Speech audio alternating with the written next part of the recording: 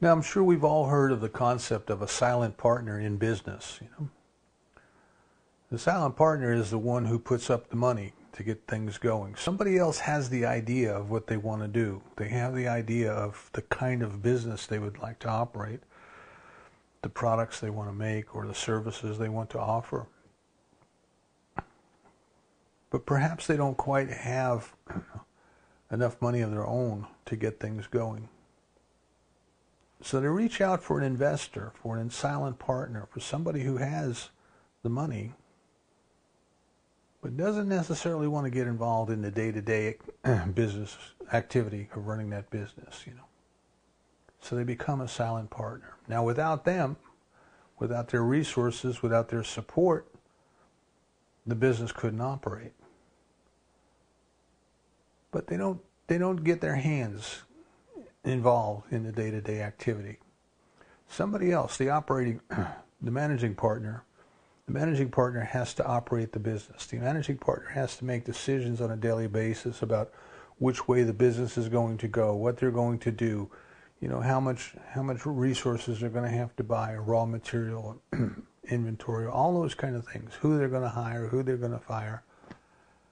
All of the little details that make the business unique, that keep the business operating, that keep the business moving in the direction of its goals, that's left up to the managing partner. But it's not like the silent partner doesn't care. It's not like the silent partner doesn't have a vested interest. The silent partner does have a vested interest because they're expecting a return on their investment. So they're kind of like want that business to succeed. They're cheering it on, if you want to think of it that way. But yet, the actual decisions fall on someone else. Now, growing up, we as human beings, we as spiritual beings, we would do well to remind ourselves as often as we can that we too have a silent partner. None of us created ourselves. None of us created this world.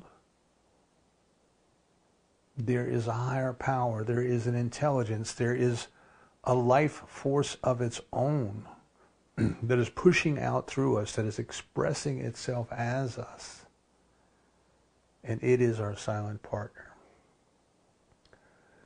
Dr. Frederick Bales, who was an associate of Ernest Holmes for many years out in California, Dr. Frederick Bales was studying to be a medical doctor, and he had a career change, and he became a minister instead. And he became one because he got sick, and he had what was then incurable, was diabetes. They didn't have the insulin or the methods of treatment that we have today.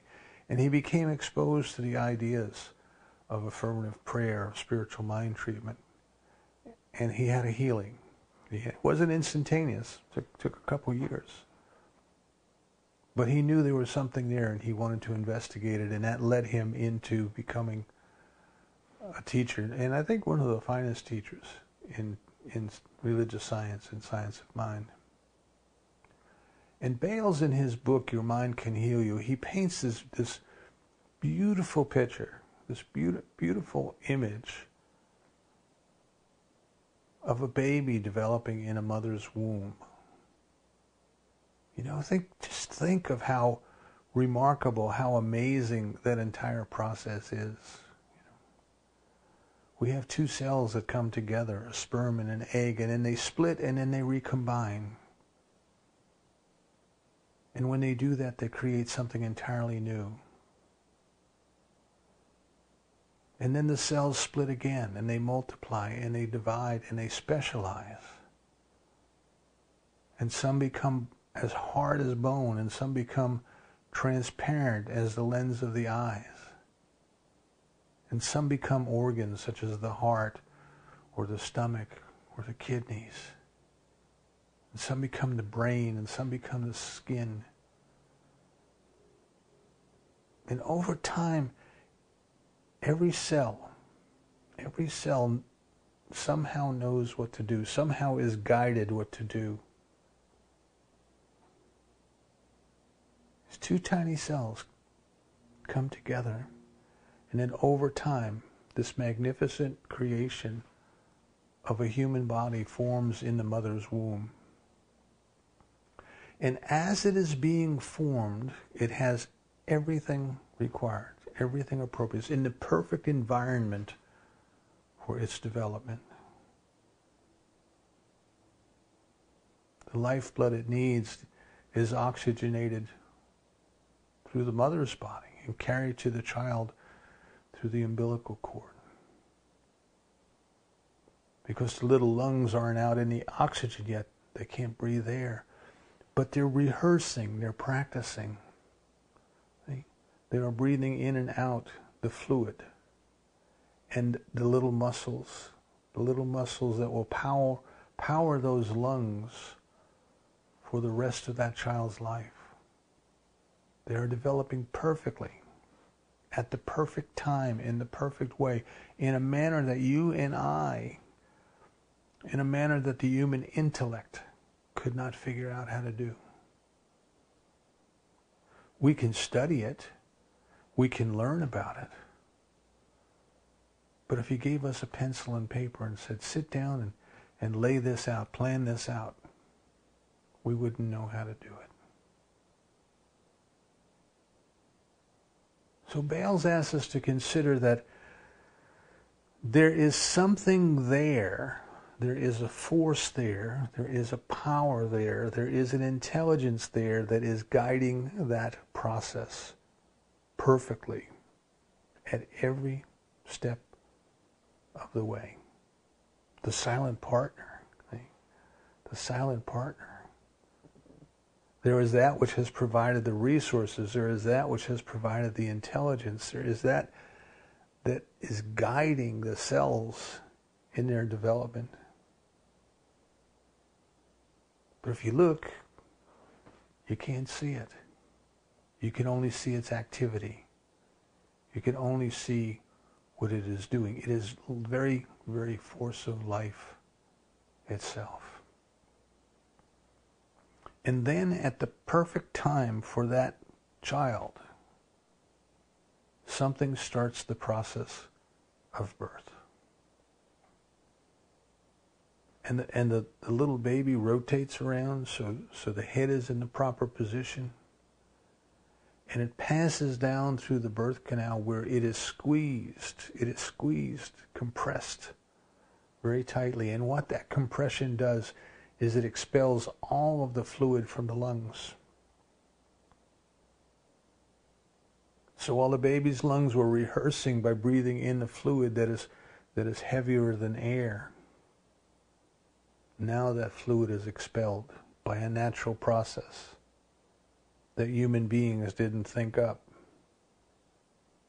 That the intelligence within nature itself guides, directs. So as that little child comes into the world, those lungs expand.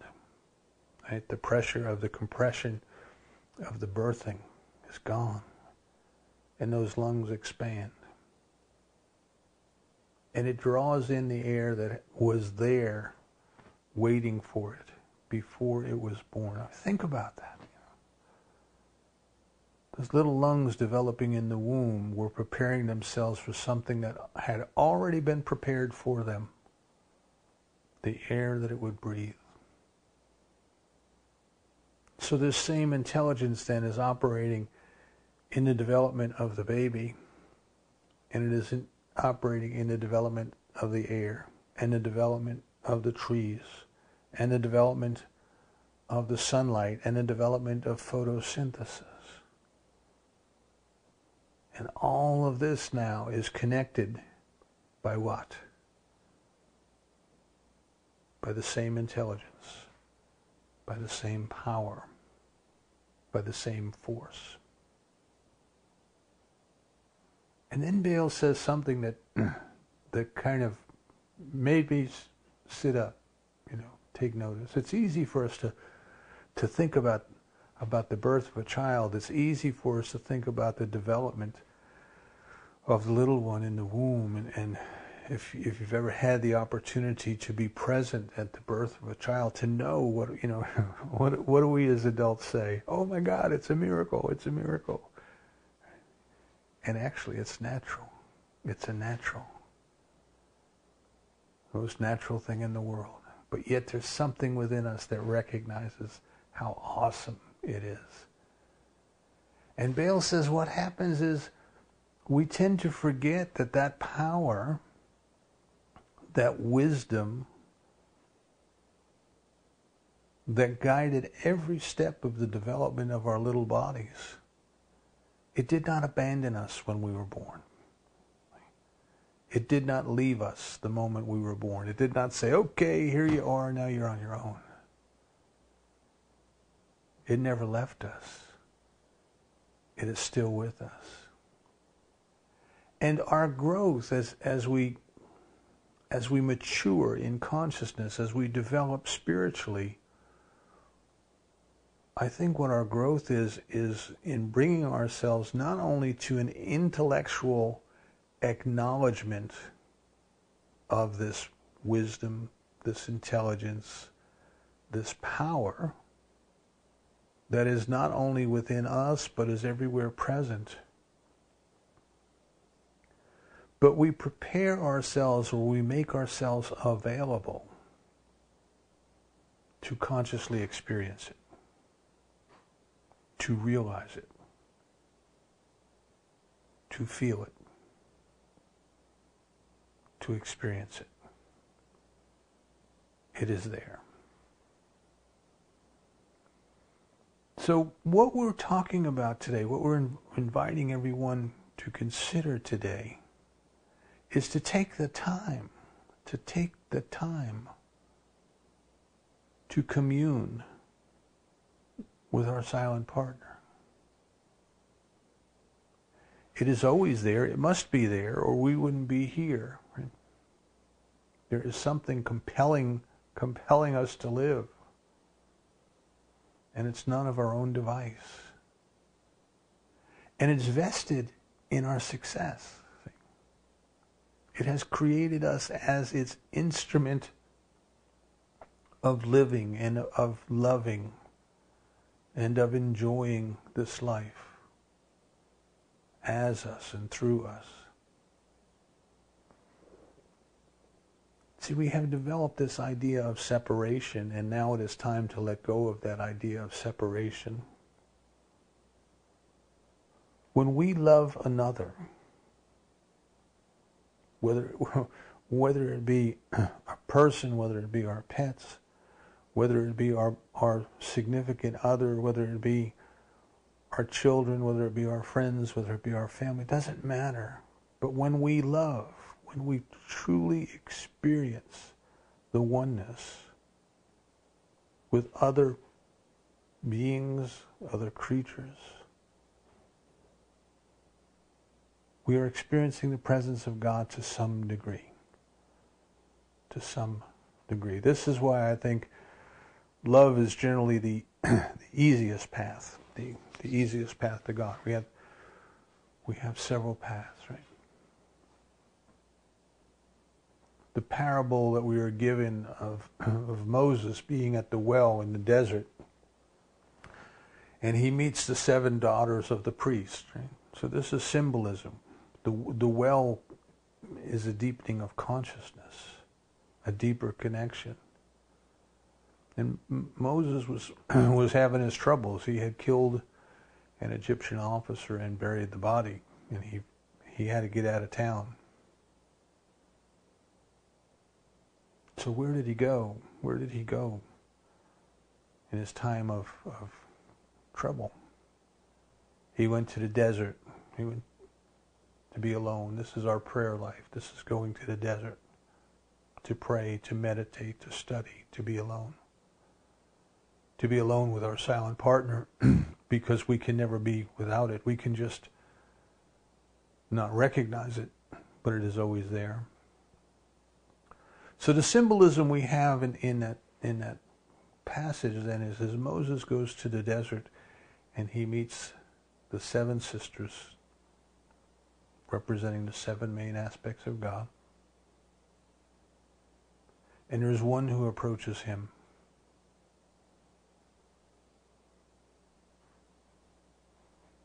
And they marry. And it is love. It is his path to God is love. And of course, being daughters of the priest represents the path to God. So we come to recognize then that this divine love that has created us out of itself, this divine love that has guided the development of every cell, every organ, every tissue of these bodies, it did not leave us the moment we were born. It has been waiting in quiet repose for us to awaken to its presence. And it is vested in our development. It will not force its way upon us. It cannot do that because it has created us to decide for ourselves. So like the managing partner in the business, we are the ones responsible for the daily decisions in our own lives. We are the ones who must decide the unique gifts and services that we offer to this world. We must decide how to live our lives. See, life itself is a gift that has been given unto us, but we must decide what to do with that. We must decide how to express that. We must decide what it is that fulfills the spirit within as we go about our tasks. So when we are going through life, which we all do, but when we are going through life steeped in the belief of materialism, steeped into the belief of separation, steeped in the belief that we are alone and we must make this all happen on our own. See, it's easy in that frame of mind to become anxious. It is easy in that frame of mind to worry. It's easy in that frame of mind to think that there may be enemies that we have to deal with, or all of those things. You know.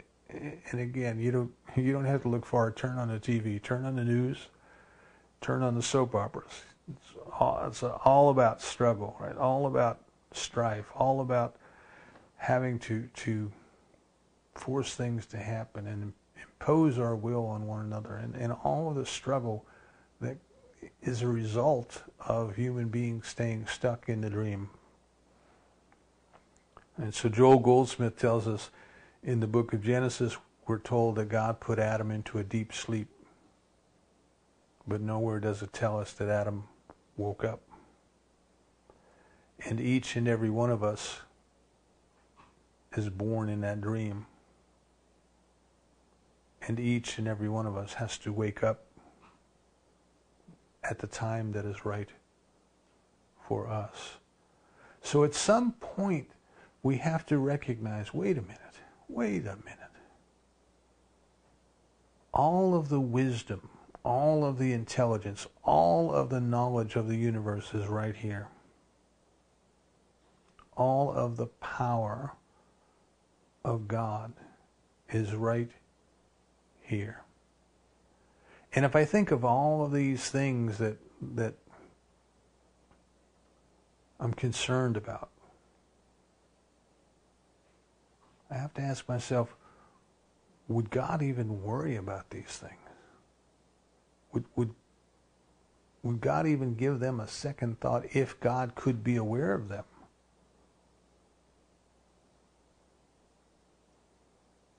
And I find that when I think along those lines, then suddenly I realize all of these things that the human race is telling us to be worried about, to be concerned about, to struggle with, to become engaged against, all of those things are nothing. They are nothing compared to omniscience, omnipotence, and omnipresence. So what we want to do, what we intend to do through our spiritual practice is to turn away from those distractions, to turn away from all of the noise, all of the noise of the world. I think I mentioned a few weeks ago, was watching or listening to a podcast, and it was a gentleman talking about how experienced meditators, he was studying Buddhist monks, how experienced meditators don't get disturbed by what would be ordinarily disturbing news. It just doesn't bother them. They have insulated, isolated, and inoculated themselves, in the words of Ernest Holmes, from the drama of humanity. You know, they talk about all of the different addictions that exist in the human condition, and I think the first one, perhaps the cause of many others, is drama. I think we're hooked on drama. We're hooked on the adrenaline of drama. We're hooked on the feeling of getting engaged in a good fight. And as long as we need that rush, we find ways to create drama.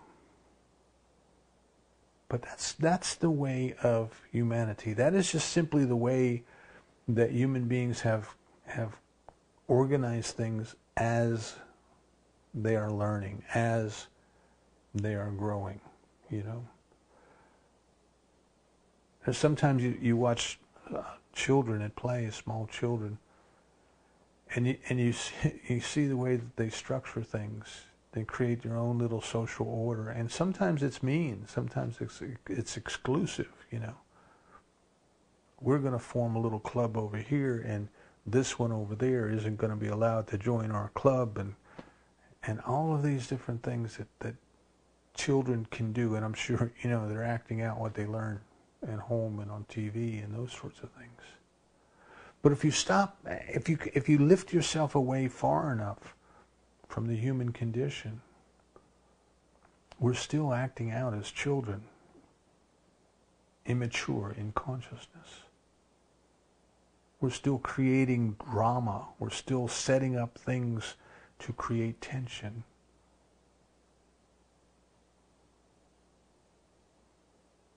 Because we're so used to it. I can't remember which book it was. It might have been by Zig Ziglar. It might have been a motivational book by Zig Ziglar, or it might have been another author. I'm not sure. But the author was saying that when he got drafted and he went to boot camp, there was another boy from his hometown, which was from the deep south, someplace like Alabama, Mississippi, somewhere like that. And they were in boot camp together. And, you know, they grew up used to spicy food and deep fried food and heavy food and those things. And after a week or so of eating the bland army diet, his buddy went on sick call. And the doctor said, "What's wrong?" And the boy said, "I think I'm dying, Doc. My fire's gone out." It was the first time in his life that he didn't have heartburn. And he thought there was something wrong with him because he didn't have heartburn. See, and I think that that's the way it is with the human struggle, with the drama, with the things that we as human beings get so encouraged to engage in. So what we want to do is we want to stop and say, wait a minute. Take a deep breath, right? Breathe. Take a deep breath. Take a look at this from a further distance. I'm not going to worry about that. I'm not going to live my life in that manner anymore because intellectually, I understand that there's a silent partner right here who is ready, who is willing, who is able to provide me with everything that is appropriate. In fact, has already done so. And what I have to do is become aware and accept. Become aware and accept. So we come back then to think about health. And we have to recognize that the intelligence that created these little bodies perfectly from two tiny cells was building them towards a pattern, towards an ideal. It knew what the end looked like. And our bodies then are created in the image and likeness of this divine pattern. And every cell, every organ, and every tissue of our bodies is God's love in action, is God's wisdom in action, is God's power in action. So for our health, we turn first to divine love. We know that there's no such thing as a disease that God cannot cure. In fact, the divine does not know about it. It only knows about health. So rather than begging the divine to cure an ailment, we bring our attention to the perfect activity of the divine projecting health in our bodies. Every cell, every organ, every tissue, every breath we take, everything about the physical experience, the food that we eat, the way that things digest, the intelligence within us that knows how to extract from our food that which is appropriate at that time and to eliminate the rest. See, all of this is in perfect order. So Emma Curtis Hopkins tells us that our health is the activity of God, and we turn first to God for our health. If we come to supply, if we come to money, if we come to materials and goods and services and all of those things in our lives, this is an area, again, where our egos get involved and we think, I have to go out and make this happen. And we have to recognize that the intelligence that can create a universe out of nothing is more than capable of providing everything that it needs as us, whether that be in the form of money or helpmates or ideas, all of those things. So we may be busy, we may be active, we may be doing things, and we may be getting paid to do things, but we want to bring ourselves to recognize that all of this activity is the activity of the presence of God, the wisdom of God guiding us in what to do, leading us where we need to be, instructing us in what we need to know. We recognize that the very life, the very fact that we are alive, the very life within us is not our lives. We did not create it. Our parents did not create it.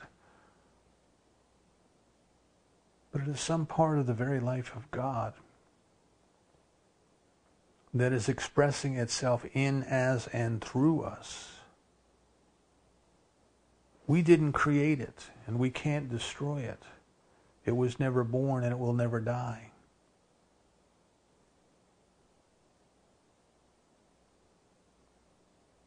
So we turn within. We turn off the noise of the world. We turn within.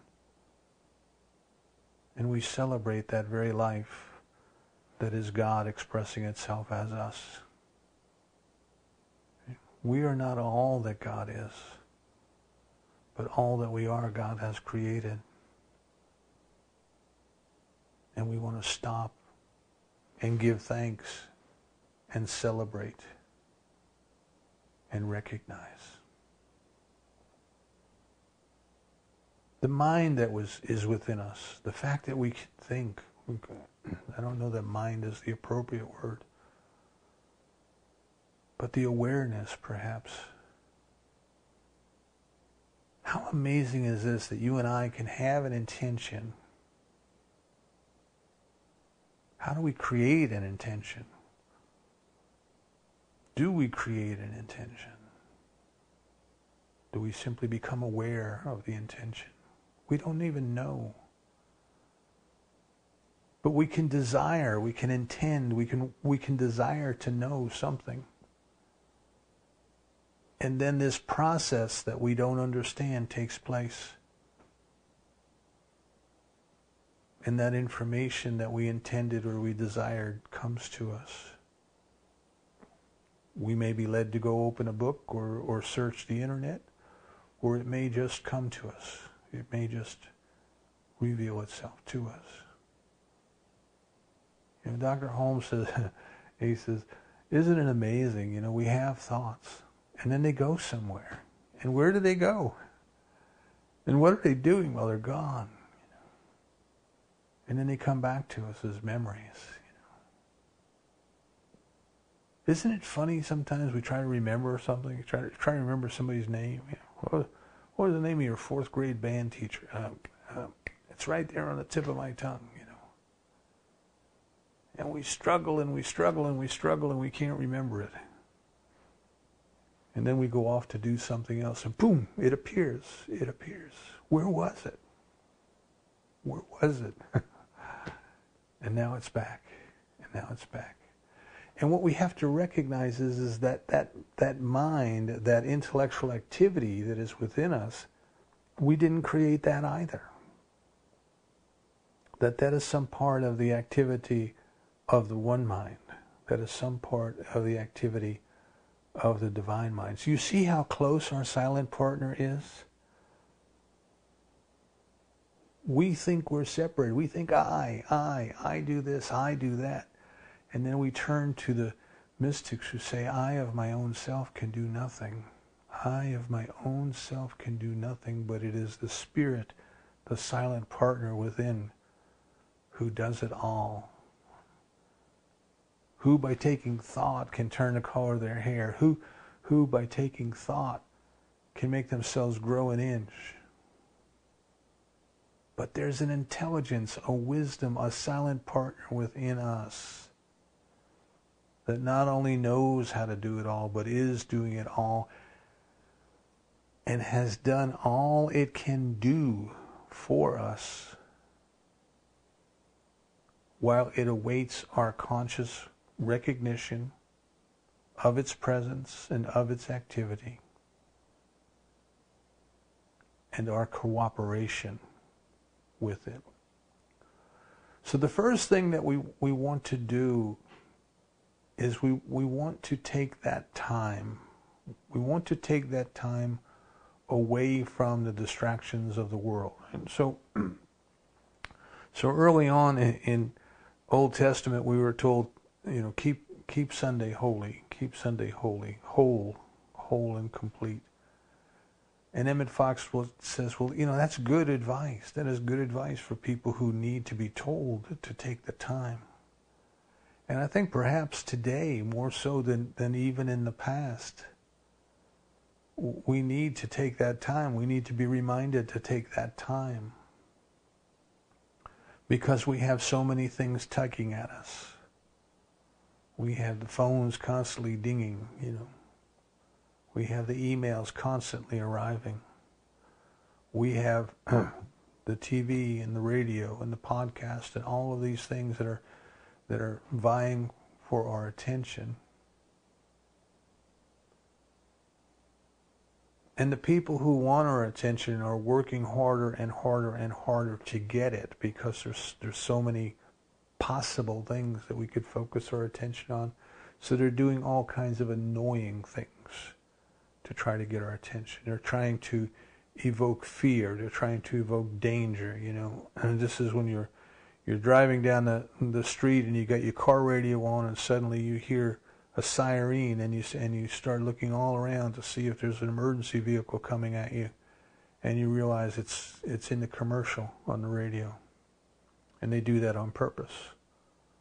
They do that on purpose. They're fighting to get your attention. They're creating a sense of danger in order to get your attention. And we have to recognize that the world is trying to do that to us. And we must take some time. We must keep holy the Lord's Day. We must separate ourselves from the distractions of the world and turn our attention within. Turn our attention within. Be still and know. Be still and know.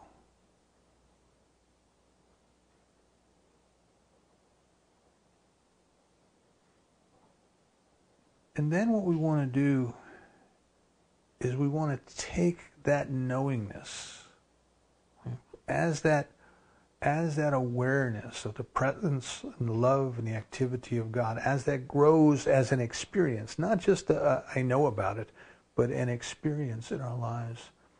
Then we want to carry that forth into our daily activities with us. Our silent partner is always with us. Our best friend is always with us. Divine love is always with us. I think it was Emerson who said, if you want to have a friend, you must first be a friend.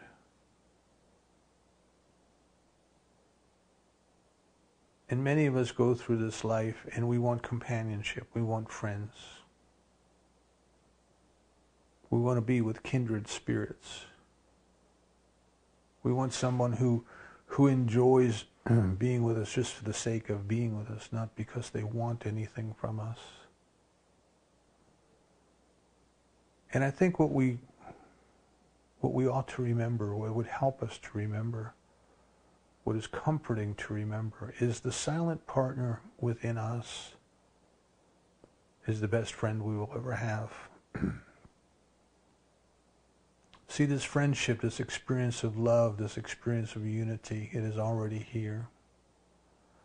The divine only wants our success. It has a vested interest in our success. It has a vested interest in expressing life beautifully in us, as us, and through us. It has a vested interest in enjoying life as us. It is our biggest fan. It is constantly ready, willing, and able to tell us, yes, yes, yes, you can do this, you can enjoy this, you can have this, you can be this. Come to me. Come to me. Seek ye first the kingdom, and everything else shall be added unto you. Come to me as a child. Come to me as love. So today, I invite everyone today to please take some time, whatever time you can make, take some time to just sit and be at home with the love, with the peace, with the power, and with the presence. And then as we grow in that feeling, again, as Emmett Fox tells us, we find out that every day is the Lord's Day. We might have needed to force ourselves to separate ourselves from the din of the world, the noise, the clamor, the clatter, so that we could find that place that has always been there calling out to us. But then once we find it, one day a week is not enough. 20 minutes here and there is not enough.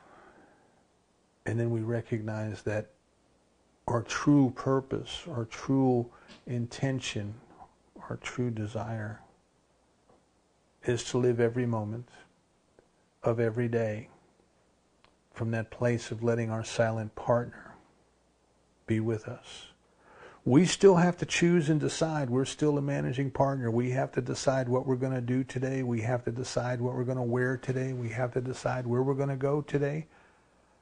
We have to decide how we're going to give today, how we're going to love today. Those are the things that we are required to decide. But as we do that, we do it in conscious union and conscious awareness with and of the silent partner, the presence of God, the wisdom and the power and the intelligence that created these little bodies and has not abandoned us at birth. We do it in the experience of perfect love. So please take some time. Take some time this week to be still, to know, to experience the love. And so it is.